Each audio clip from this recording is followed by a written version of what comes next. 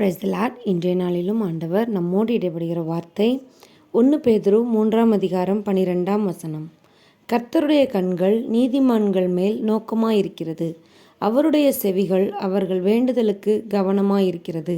தீமை செய்கிறவர்களுக்கோ கர்த்தருடைய முகம் விரோதமாயிருக்கிறது. அன்பான தேவனுடைய பிள்ளைகளே, உங்களுடைய ஜெபத்துக்கு பதில் இல்லைன்னு சொல்லி நீங்கள் வருத்தப்பட்டுருக்கீங்களா? கர்த்தருடைய கண்கள் உங்கள் மேல் நோக்கமாக இருக்கிறது. நீங்கள் நன்மை செய்கிறவர்களாக இருந்தால் கர்த்தருடைய கண்கள் உங்களை நோக்கி கொண்டு இருக்கிறது. உங்களுடைய வேண்டுதலுக்கு அவருடைய செவிகள் திறந்திருக்கிறது. அதனால் நீங்கள் கவலைப்பட வேண்டிய அவசியமே இல்லை. கர்த்தர் உங்களை நோக்கி பார்க்கிறார்.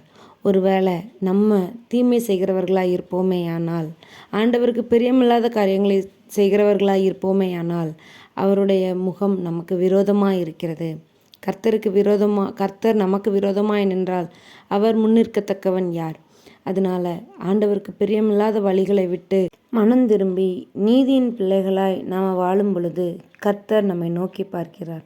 நம்முடைய வேண்டுதல்கள் அவருடைய செவிகளில் ஏறுகிறது. அவர் நமக்கு பதில் அளிக்கிறார். அதனால் நம்முடைய ஜெபங்களுக்கும் விண்ணப்பங்களுக்கும் பதில் தாமதமாகினாலும், நமக்கு பதில் இல்லாமல் நம்ம வருத்தத்தோடு காத்து கொண்டு இருந்தாலோ, நம்முடைய வழிகளை நாம் சீர்தூக்கி பார்க்க அழைக்கப்படுகிறோம். நம்முடைய வழிகள் கர்த்தருக்கு பிரியமாக இருக்கா அப்படின்னு சொல்லி நம்ம ஒரு நிமிஷம் சிந்தித்து பார்க்கணும். பிரியமாக இருந்தால் வெயிட் பண்ணுங்கள். உங்களுக்கான ஆசீர்வாதம் ஆண்டவர் கரத்திலிருந்து வந்து கொண்டு இருக்கிறது. ஒருவேளை உங்களுடைய வழிகள் ஆண்டவருக்கு பிரியமில்லாமல் இருந்துச்சுன்னு சொன்னால், அந்த வழிகளை எல்லாவற்றையும் மாற்றி ஆண்டுடைய சமூகத்தில் உங்களுடைய பாவங்களை எல்லாவற்றையும் அறிக்கை செய்து விட்டு மனம் திரும்பி தீமையை விட்டு விலகி நன்மை செய்யுங்க.